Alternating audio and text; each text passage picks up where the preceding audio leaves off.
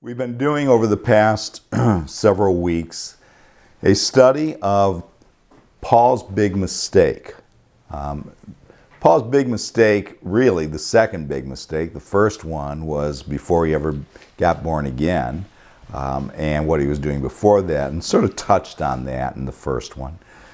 But the big mistake that begins, and the first teaching on this subject, it begins with his overwhelming desire to reach Israel, to reach his brethren, his countrymen, according to the flesh.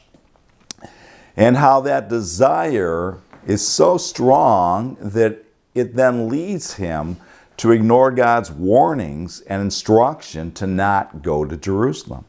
Not only warnings, but flat out, don't go. Don't go. Not just, if you go, bad stuff's going to happen, but don't go.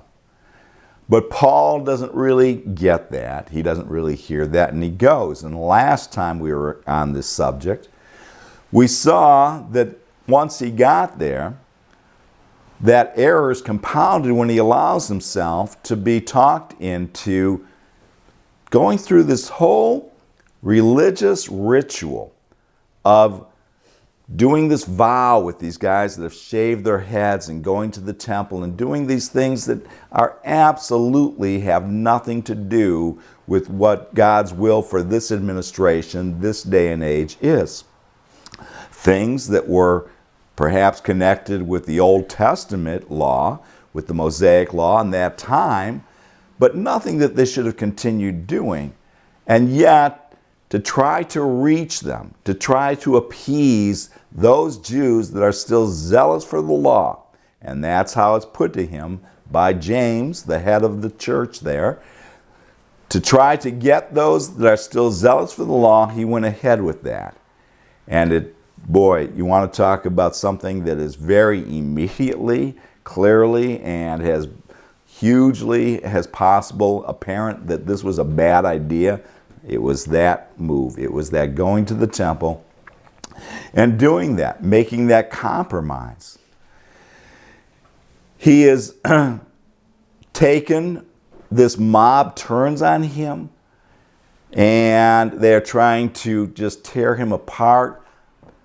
A whole huge army, more than hundreds of soldiers have to go and pull him out of there.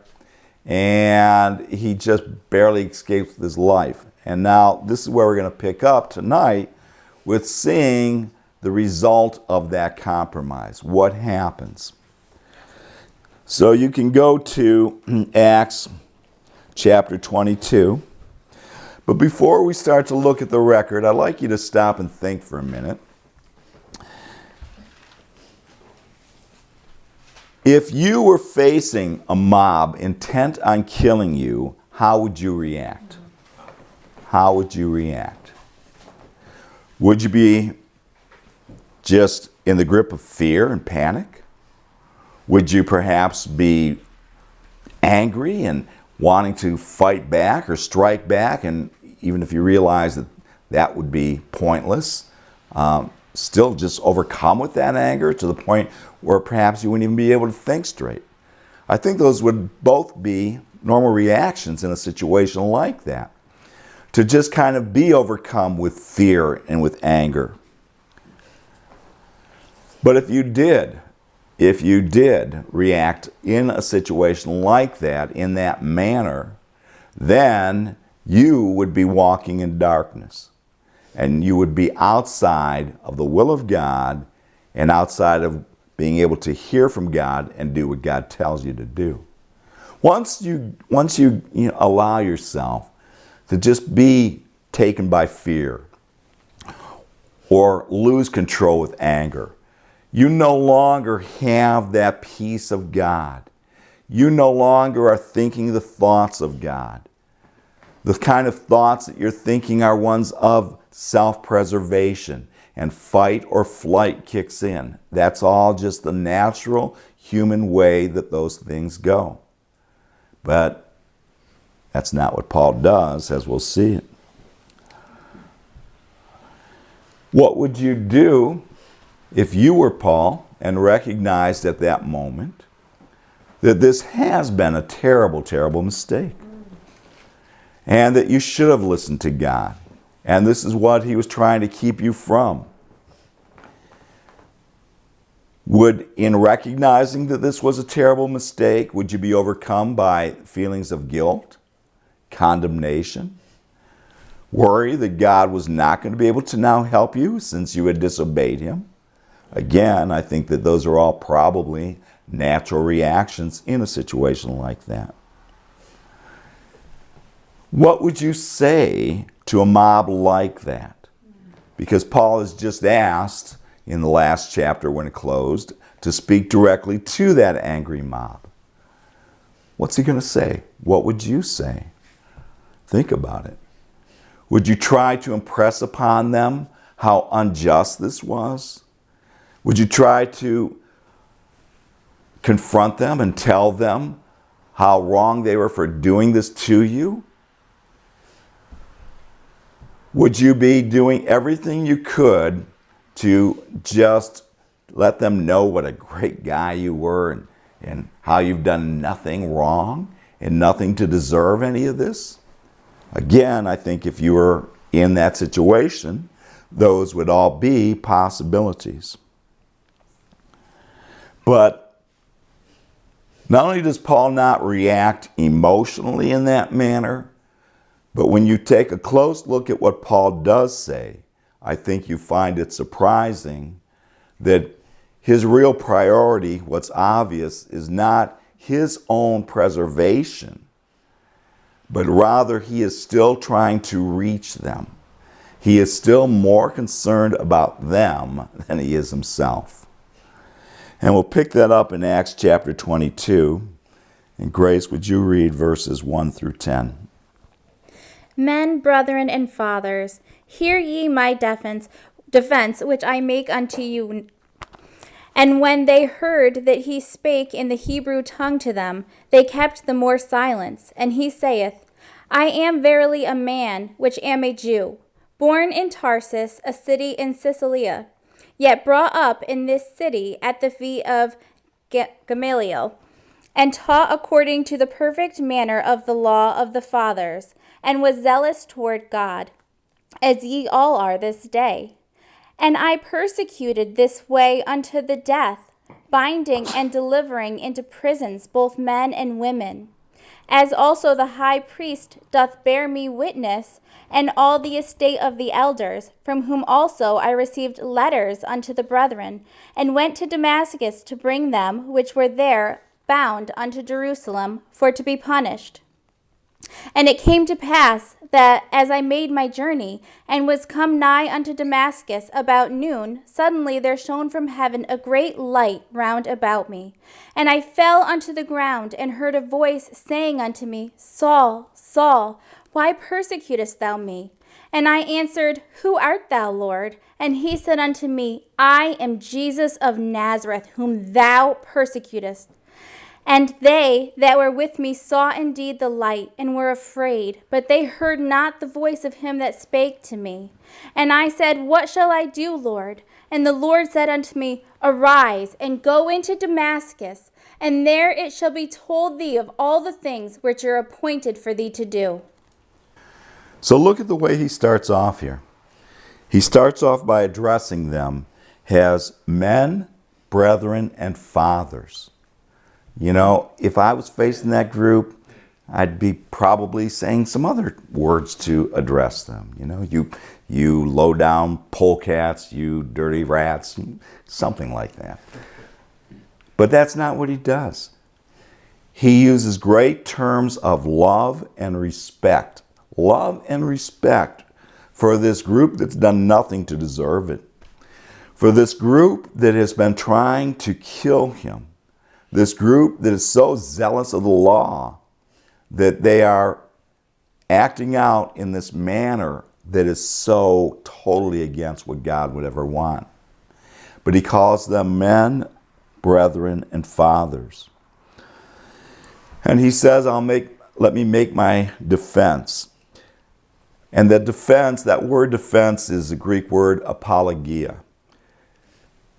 We get the current word apologetics from it, which is really a corruption of that word, a degradation of that word, and a wrong concept. Apologetics is basically using reason and using not the Word of God to basically apologize and try to explain your faith to people. It's not what he does. What he does, and this is so interesting, is he starts off by telling them who he is and his background. His background. Well, why start there? Why start there? Why bring that all up? Why go into, here I was, and I come from the same background you come from. I also felt the same way that you feel. He understands, and that's how he begins to approach them. By basically saying, I understand why you're doing what you're doing. I not only once felt that same way, I did the same kind of things. It's a pretty interesting approach. You know, that this is what God has him to share. That I can relate. I understand. I once felt how you feel, but I found out that I was wrong. Yeah, that's an old sales technique, right? Feel, felt, found. Well, this is a good use of it. Feel, felt, found. I found that I was wrong. I found I was wrong when God sent his son to me. I found out that I was wrong when I realized that everything I was doing in the name of God was working against God. And he's telling them this not only to relate to them, but to show that his concern is to try to help them get to the point that he got to get to the point where they also realize that what he's been preaching, that message he's been sharing is one from God. All right, Grace, keep reading in verse, where did we leave off? 10? No, actually, I would like you to go to Romans chapter 12. Keep a marker where you're at if you can. We'll be back. You know, that response that he does here, that one of trying to help them, reach them. It's such a great example of that revelation that he received that's written in the book of Romans. Romans chapter 12, verses 17 to 21. Recompense to no man evil for evil. Provide things honest in the sight of all men. If it be possible, as much as lieth in you, live peaceably with all men. Dearly beloved, avenge not yourselves, but rather give place unto wrath, for it is written, Vengeance is mine, I will repay, saith the Lord. Therefore, if thine enemy hunger, feed him. If he thirst, give him drink. For in doing so, thou shalt heap coals of fire on his head. Be not overcome of evil, but overcome evil with good. And that's what Paul's endeavoring to do here. He's not giving himself unto wrath. He's not giving evil for evil, cursing for cursing. Instead, he's doing his very best to still live peaceably with all men. He's doing his very best to overcome evil with good. That's his response to what they've done. Now, going back to Acts 22, in verse 22, we see their response to what he says. Verse 22 to 30. And they gave him audience unto his word, and then lifted up their voices and said, Away with such a fellow from the earth, for it is not fit that he should live. And as they cried out and cast off their clothes and drew dust into the air, the chief captain commanded him to be brought into the castle, and bade that he should be examined by scourging, that he might know wherefore they cried so against him. And as they bound him with thongs, Paul said unto the centurion that stood by, Is it lawful for you to scourge a man that is a Roman and uncondemned? When the centurion heard that, he went and told the chief captain, saying, Take heed what thou doest, for this man is a Roman. Then the chief captain came and said unto him, Tell me, art thou a Roman? He said, Yea. And the chief captain answered, With a great sum obtained I this freedom. And Paul said, But I was free born. Then straightway they departed from him, which should have examined him. And the chief captain also was afraid, after he knew that he was a Roman, and because he had bound him. On the morrow, because he would have known the certainty wherefore he was accused of the Jews, he loosed him from his bands and commanded the chief priests and all of their council to appear, and brought Paul down and set him before them. So look how just crazy this mob is. They're tearing off their clothes, they're throwing dust in the air, which is like this sign of great anger and grieving. And what else do they do? It's dust in the air, cried out, all that. And they've just totally lost their minds. And then they take him out of there, and they want to examine him by scourging. So in Roman practice, they would whip a guy to kind of like beat a confession out of him. And that scourging is the same kind of scourging that the Lord Jesus Christ went through. That is with this whip that's like a cat of nine tails, and it has pieces of metal or bone at the end. That was what's used. That word scourging comes from the Greek word that specifically refers to this Roman practice of doing that. That's the plan, that they are just going to examine him by scourging. It's just like in the medieval days when they would do that kind of stuff, really against Christians or against each other. And then Paul, again, he just keeps his head. He just keeps his head. And as they're about to do this, he takes a stand on his rights as a Roman citizen. And boy, that makes them stop and think twice. He was a Roman citizen, and you could not do that to a Roman citizen. And he knew his rights, and he stood on them. He recognized that they had no right according to law. And so he stands on that. And when they find out that not only is he a Roman citizen, but that he was born in a Roman city-state, there were different ways to become a Roman citizen. I won't go into all that right now. You could buy it, you could be born into it, you could be in Rome itself. His status was much greater than the guy who's about to beat him or in charge of that. And that's why they really put the brakes on, and they decide that we need to do something else. So that something else now is to call in the council. That's the Sanhedrin.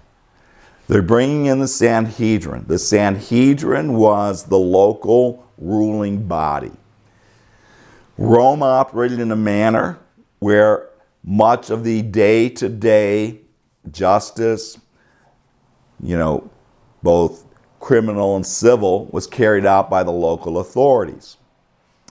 And those local authorities was this council of 70 men called the Sanhedrin. And they are going to now put Paul on trial in front of them. Paul's been on the other side of the table here, not that long before. Paul was a member of that Sanhedrin at once. Paul was there when Stephen was put in front of the Sanhedrin, and he gave his testimony. And how did that all end? In the death of Stephen. Again, these are things that Paul has to have in his head. I've been here before. Last time I was here, I was in the judgment seat. I was the one doing the judging. And the judgment I passed ended in the taking of an innocent life, a wonderful man of God who was basically doing what I'm doing, just moving the word, speaking for God. Think about again all the ways that that could play in your head, all the different things that that could bring up, and recognize how easily it could have been for Paul to just not walk with God, to not say the right thing, to not allow himself to just kind of, well, whatever happens to me, I've got it coming. Let's look at Acts 23, beginning in verse 1, Grace. And Paul, earnestly beholding the council, said, Men and brethren, I have lived in all good conscience before God until this day. And the high priest Ananias commanded them that stood by him to smite him on the mouth. Then said Paul unto him, God shall smite thee, thou whited wall. For sittest thou to judge me after the law, and commandest me to be smitten contrary to the law? And they that stood by said, Revilest thou God's high priest? Then said Paul, I wist not, brethren, that he was the high priest. For it is written, Thou shalt not speak evil of the ruler of thy people. But when Paul perceived that one part were Sadducees, and the other Pharisees, he cried out in the council, Men and brethren, I am a Pharisee, the son of a Pharisee. Of the hope and resurrection of the dead I am called in question. And when he had so said, there arose a dissension between the Pharisees and the Sadducees, and the multitude was divided. For the Sadducees say there is no resurrection, nor angel, nor spirit, but the Pharisees confess both. And there arose a great cry, and the scribes that were of the Pharisees' part arose and strove, saying, We find no evil in this man, but if a spirit or an angel hath spoken to him, let us not fight against God. And when he arose a great dissension, the chief captain, fearing lest Paul should have been pulled in pieces of them, commanded the soldiers to go down and take him by force from among them, and to bring him into the castle. Okay, thank you. So, here he is in front of the Sanhedrin, right? And, it starts off with smite, by the way, smite. That sounds to us like, smite. Maybe it was like slap in the face. No, that word smite is used of punching repeatedly. Ooh. So, that's how it starts off. That the minute, and what's Paul said to deserve that? He says, I've lived in good conscience before God unto this day. And they react to that by punching him in the mouth again and again. And so Paul says, you whited sepulcher. And then when he finds out that this is the high priest, he's like, well, I wouldn't have said it if I knew it was high priest. Not that it's not true that you are doing something in the name of the law and you're doing what's contrary to the law when you're doing it, but it also says you shouldn't say bad things about the high priest, so I would not have done it if I had realized it. And then he begins by, he tells them that he is being judged about the resurrection of the dead, because Paul recognizes that this council, the Sanhedrin, is made up of both Pharisees and Sadducees. And these guys just hate each other. They basically can't stand each other. And the biggest thing that divides them is this issue of the resurrection of the dead. Now, this is going to result in these guys just losing their minds and going nuts. And basically, again, Paul having to be pulled out of there by the captain of the guard because they're about to tear him in pieces. That makes you wonder, was that a good idea?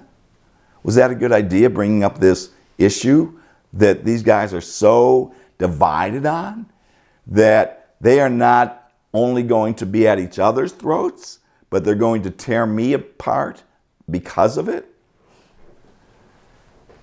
Well, if they had stayed unified, if they had stayed of one mind, if instead of turning on each other, their focus had been continued on Paul and how much he was threatening what they believed in, there's no question of what their verdict would have been. That would have been the last trial right there. So Paul brings this up, and what it does is it just kind of keeps on kicking things down the road for a while. We've seen Paul's response to the mob. We've seen the mob's response to Paul. Now, let's see the most important one, God's response to the situation. I'll read that one. In verse 11,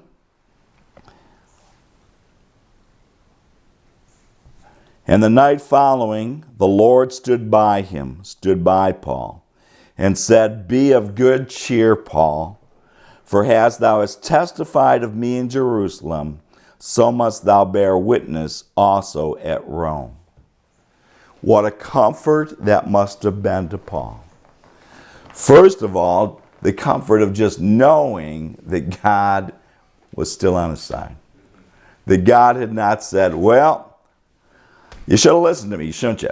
This is what you get. I told you this would happen, but you just wouldn't listen. When are you ever going to listen? You know, kind of guy would have had that right, huh? To say, you didn't listen, this is what you got, deal with it. But God doesn't do that. God's response is to continue to do his best for Paul in this situation. There's going to be consequences. And we'll see that the next time we get into this in a couple of weeks. We'll see some of the consequences that they have to deal with. But Paul does not face those consequences alone. He's not alone. Even though he didn't listen to God, even though he disobeyed God, even though he compromised, did all this stuff he should have never done, he's still not alone. God's going to be with him every step of the way. God's talking to him. God's telling him what to do. God tells him, be of good cheer. You are going to testify of me in Rome, just as you have here in Jerusalem. Paul's got that comfort, that assurance. He knows, and boy, I'm sure these are words that he brought back to his mind and heart again and again in the years to come, because it's years before he ever gets to Rome. And during that time, there are so many situations, and the first one will be right after this, where it looks like Paul's never going to make it out of this alive. Again and again, by plots from men, by being stuck in a huge hurricane at sea, all these different things that are going to happen.